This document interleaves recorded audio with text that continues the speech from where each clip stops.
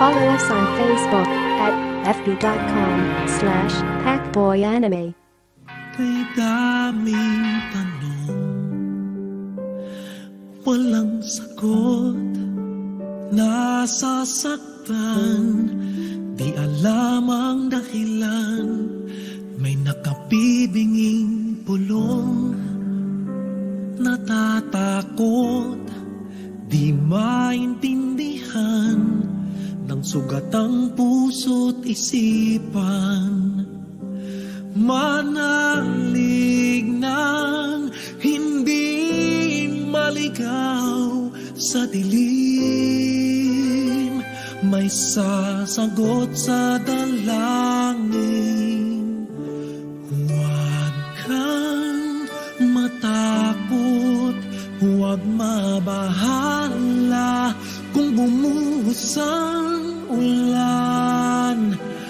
Ano mang pagsubok may dahilan. Minsan walang kasagutan, sa gitna ng unos pangako niya'y di kaiwanan. Ilang ulit ng kaniyang napatunayan, ililigtas kanya. Ililigtas kanya. Tignan niyo, dali! Posporo! Pili na po kayo ng posporo! Natatandaan niyo po ba siya? Naging tindera na siya ng mga posporo ngayon. Pakihinto po sandali! Gusto niyo po ng posporo? Maganda po ito. Gumagana pa rin kahit nalamigan. Aba! Ang galing! Sabi ko na nga ba, ikaw yan eh. Ito, pabili ako. Salamat. Ayan. Oh, bye-bye. Bibili na lang uli ako sa susunod. Maraming salamat ulit. Dahan-dahan.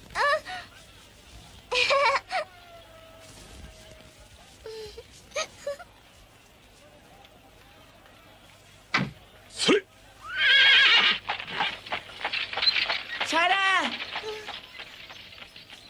Sarah! Sarah, nakarating ka pa hanggang dito? Oo, pero ito pa lang ang nabebenta ko. Oo nga pala, Sarah. May problema kasi kaya pinuntahan kita rito eh. Ano? Bakit? Ano nangyari? Basta, halika. Mas mabuting umuwi ka na muna. Tara na, Sarah.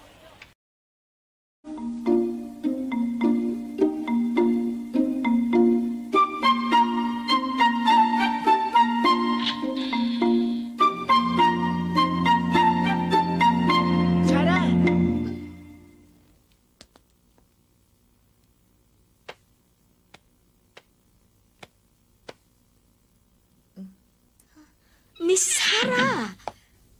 Miss Amelia! Ay, Miss Sarah, alam mo bang nag-alala kami ng husto sa iyo? Pinilit ni Miss Minchie si Becky na sabihin kung nasaan ka na at sinabi niyang nandito ka sa bahay ni Peter. Ang totoo niyan kasi, Miss Sarah, gusto kasi ni Miss Minchie na bumalik ka na doon sa dormitoryo. Ano po, si Miss Minchin? Kasi nga nagmadali akong pumunta rito para sunduin ka. Pero, kasi po...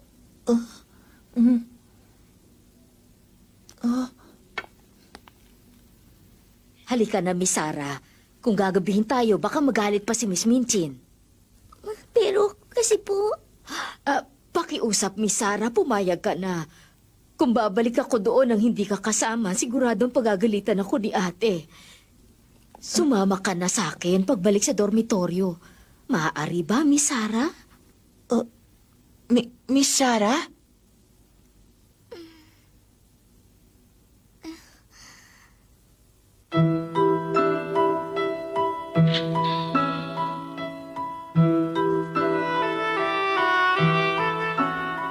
Halika na, Miss Sarah.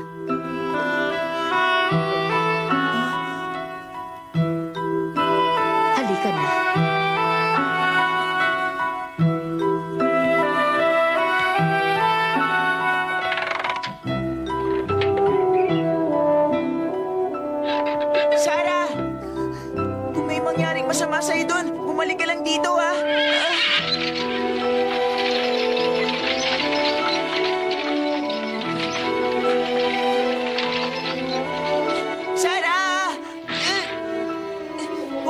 nakalimutan, bukas ang pinto namin para sa'yo!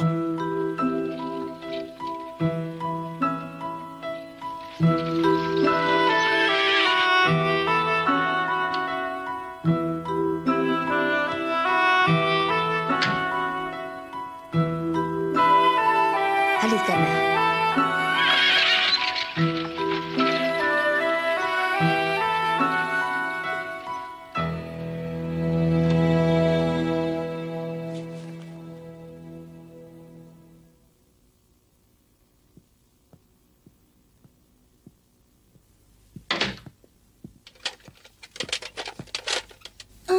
Miss Sarah!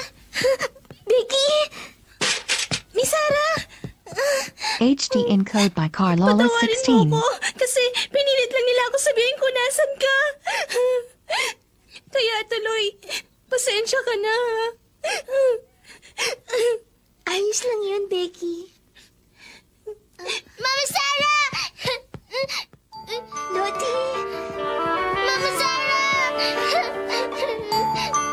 Sarah! I'm in hard.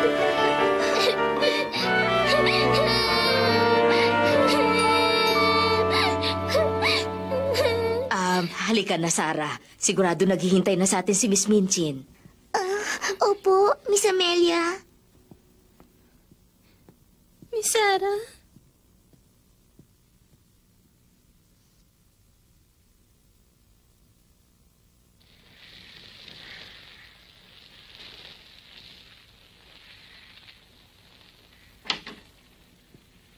Ate, nandito na si Sarah. Maligayang pagbabalik. Pinagalala mo kami ng husto. Alam mo bang nahirapan kami sa paghanap sa'yo? Pagbibigyan kita ngayon, saka na kita bibigyan ng parusa. Pero siguro naman, hindi mo niisip na kaya kita pinabalik dito dahil pinatatawad na kita sa kasalanan mo. Mabuti naman. Kaya kita pinasundo kay Amelia. Dahil dito. Noong araw na umalis ka, nakita na lang namin ang bagaheng yan doon sa may pinto. Bakit hindi mo basahin ang nakasulat yan? Para sa munting bini-bini na nakatira sa kanang atik. Nakita mo? Ang sabi dyan sa iniwang sulat, sa kanang atik, maliwanag na kwarto mo ang tinutukoy ng nagpadala. Si Becky ang natutulog sa kaliwang atik. Kaya walang duda na para sa'yo talagang bagaheng yan, Miss Sarah. Yan ang dahilan kaya ka namin hinanap. At siyempre pa, hindi naman tama na basta na lamang namin itapon yan. Sarah, saan ba nanggaling ang bagaheng yan? Hindi ko po alam. Hindi mo alam. Pero, sino nagbigay sa'yo? Ibig mo sabihin wala kang ideya? Opo. Hindi mo alam, ha? Pero kung titignan ka mo kung alam mo kung saan nanggaling yan, pero ayaw mo lang sabihin.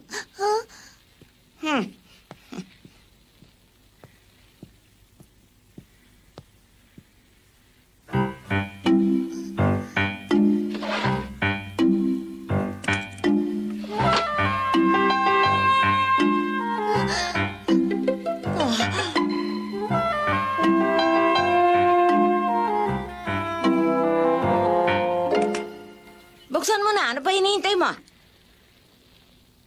Dali na. Buksan mo na ang bagaheng yan ngayon din. Opo.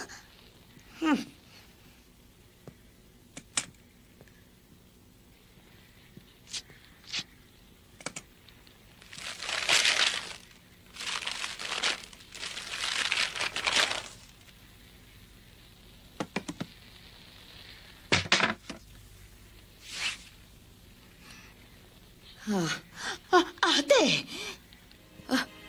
Packboy, anime.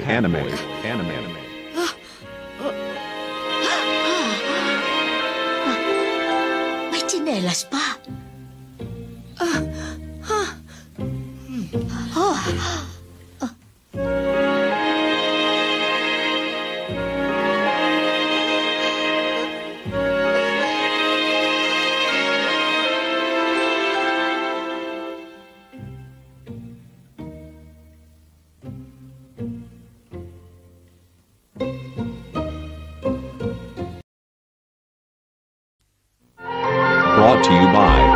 Boy Anime. Ang ganda! Tignan mo ito, ate.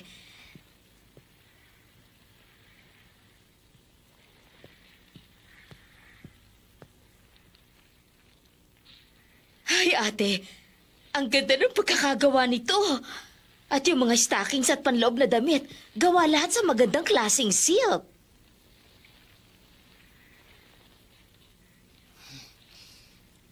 Sarah, hanggang ngayon ba, ipipilit mo pa rin na wala kang ideya kung sinong nagpapadala sa niyan? Totoo po. O sige, kung ganoon wala na akong magagawa. Kung ayaw mo magsalita, ako mismo ang titingin kung para sa'yo ang mga yan o hindi. Hindi kita pipilitan kung ayaw mo sabihin ng totoo. Sige, isukat mo na yan. Kung ipinadala yan para sa'yo, dapat lang nasukat sa'yo ang mga yan. Kung hindi sukat ang mga damit sa'yo, hindi talaga yan para sa'yo. Kaya kukunin ko na lang.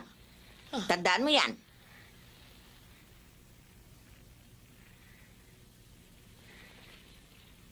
Dali na! Ano pa hinihintay mo?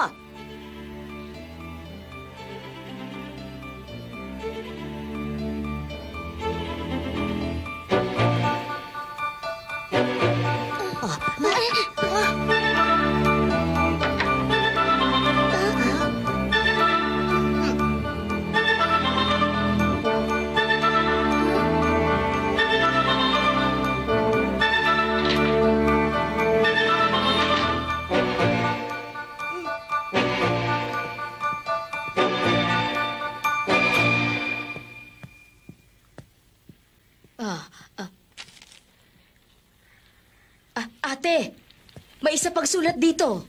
May isa pang sulat? Oo. Ito ang isuot mong pang-araw-araw. Kung kulang pa yan, magpapadala ulit ako sa susunod. Yun lang ang nakasulat? Oo, ate. Yun lang. Naisip ko lang, ate. Kung sinabing pang-araw-araw lang yung mga damit, sigurado akong napakayaman na nagpadala niyan kay Sarah.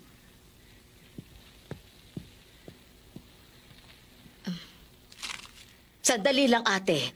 Naisip ko lang, hindi naman kaya may kamag-anak pa si Sarah na napakayamang tao? Ang kaso nga lang, hindi niya ito alam. Ano ba yan sinasabi mo? Baka matagal niyang hinahanap si Sarah. At nang matagpuan niya, binigyan niya ito ng mga regalo ng palihim. Posibleng mangyari yun, hindi ba, ate? Imposible. Pero ate, minsan talagang may mga kamag-anak na ganoon kung mag-isip. Halimbawa na lang yung mga matatanda ng kamag-anak na lalaki. Minsan, kapag imposible na magkaanak pa sila, gusto nilang ampunin yung anak ng mga malalayo na nilang kamag-anak. Sa mga nobela nga, Itigil mo na nga yan. Ang hilig mo kasi sa nobela. Pero... Amelia! Makinig ka. Isa lang ang dapat nating siguruhin sa ngayon. Dapat tayong makasiguro kung para nga kay Sarah ang mga damit na ito o nagkamali lang. Oo, tama ka, ate.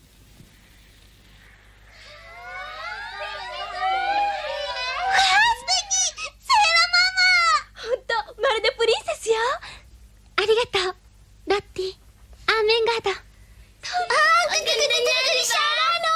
Nakakaingit! Ang ganda mo! Nakakaingit. Ay. Wow! Napakaganda mo, Miss Sarah. Nagpalit na po ako ng damit, Miss Minji.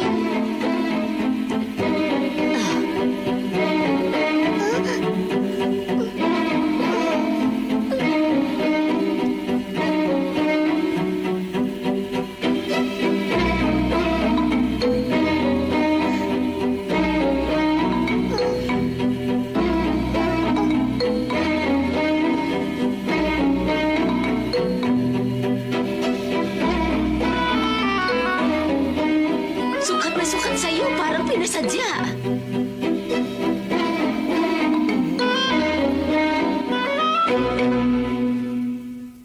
Miss Sarah.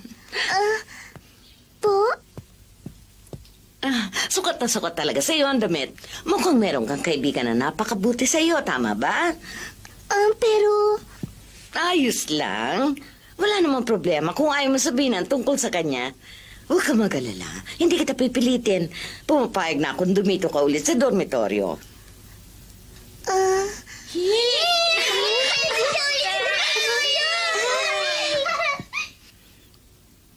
Becky, Ano po yan, Miss Minchin? papuntahin mo dito si James. Masusunod po. Miss Sarah. Pumasok ka na sa loob.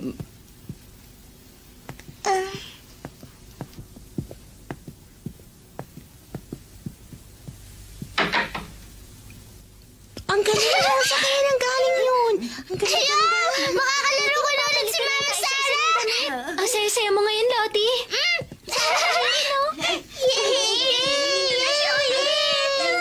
Nakapagtataka naman si Miss Minchin. Bigla na lang siyang bumait kay Sarah. Baka natuklasan ni Miss Minchin na may nag-iwan pala kay Sarah ng malaking kayamanan. Oo, tama. Mukhang napakamahal ng damit eh. Sabi ko na nga ba, lagi ko naiisip yun na may kakaibang mangyayari kay Sarah. Kasi noon lagi niya tayo sinosurpresa. Kakaiba siya. Tama na nga yan. Matutuwa si Sarah kapag narinig niya yan. Pati ba naman kayong dalawa magbabago na rin? Gaya lang, Lavinia. Kaya siguro bumait si Miss Minchin. Dahil baka iniisip niya na lumabas ulit ang mga diamante ni Sarah. Nagpapatawa. Tara, akit na nga tayo.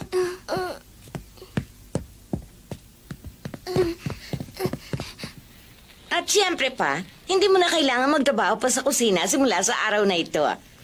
Opo, sige po, Miss Minchin. Pasok! Pinatatawag niyo raw po ako.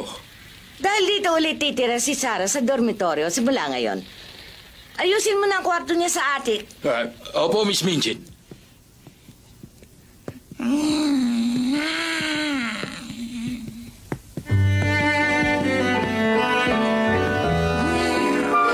Cesar?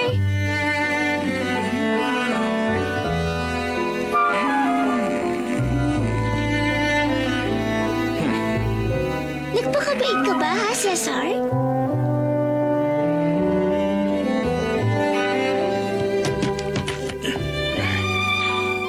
Ang lamig naman masyado rito.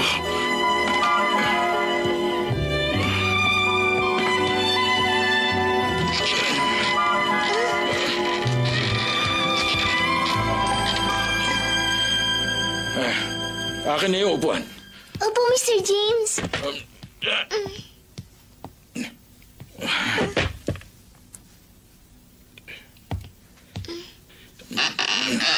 Pababalikin ka rin lang pala dito. Pinahirapan pa ako sa pagsasara nito.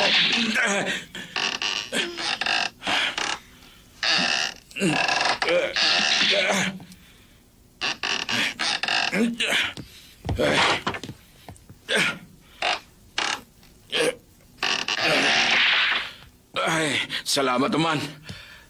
O, ayan. Natanggal ng lahat. Wala ka na siguro reklamo. Salamat po.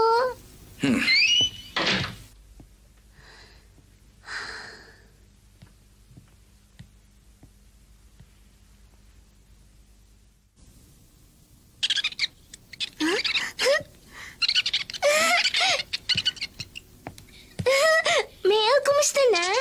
Natutuwa akong malaman na maayos kayong lahat. Alam mo, Mel, dito na ulit ako titira, kaya magkakasama na ulit tayo. Namiss ko kayo. Ano pong sinabi niyo, Miss Minchin? Ibabalik po namin kay Sarah yung mga kumot. Tama ang narinig nyo. Pero hindi lang yung mga kumot ang ibabalik nyo. Pati yung mga pinggan at iba pang gamit na kinuha nyo dun sa kwarto niya, kailangan nyo rin ibalik sa kanya yon. Pero Miss Minchin, hindi po ba kayo mismo nagsabi sa amin na kami na ang bahala doon? Tumahimik ka!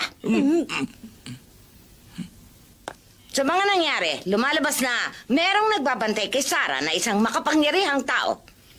Ang kumot ang kinuha nyo. At ang lahat ng bagay na nakuha doon sa attic, malamang na ibinigay nung mayaman na nagbabantay sa kanya.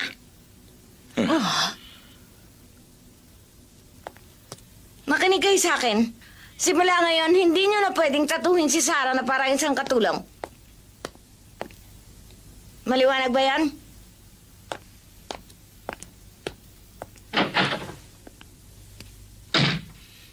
Naku naman! Ibang klase talaga siya. Uwiral na naman ang pagiging pasaway niya. Ah!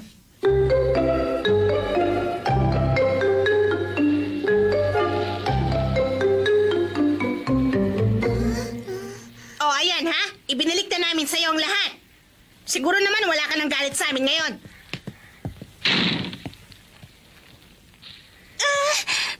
Miss Sarah, natutuwa talaga ako para sa'yo. Salamat. Alam mo ba kung ano iniisip ko, Becky? Na yung taong nagpadala sa akin ng mga damit, posibleng siya rin na nagbigay sa atin nung mga unan at saka nung mga kumot. Ibig mo sabihin siya rin na nagbigay sa atin ng mga pagkain? Oo. Kaya nga gusto ko magpasalamat sa lahat ng mga kabutihan niya. Pero Miss Sarah, paano mo naman magagawa yun? Alam ko na. May ibinigay din siyang panulat at papel.